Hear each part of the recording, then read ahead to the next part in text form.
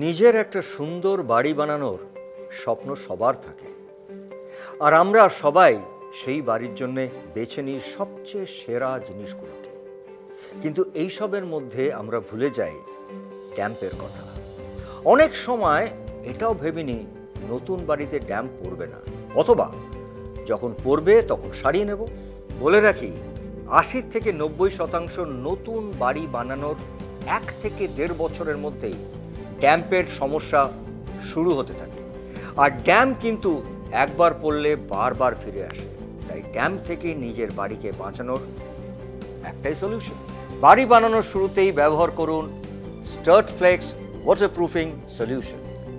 বাড়িতে যেসব জায়গা দিয়ে জল ঢুকতে পারে, অর্থাৎ বাড়ির ভিত, বাইরের আর ভেতরের দেওয়াল, ছাদ, বাথরুম আর রান্নাঘরের ভিজে জায়গা, জলের ট্যাঙ্ক দিয়ে বাড়িতে জলের প্রবেশ, স্টার্টফ্লেক্স এই জায়গাগুলি ওয়াটারপ্রুফিং করে জল ঢোকার সুযোগ শুরুতেই বন্ধ করে দেয়।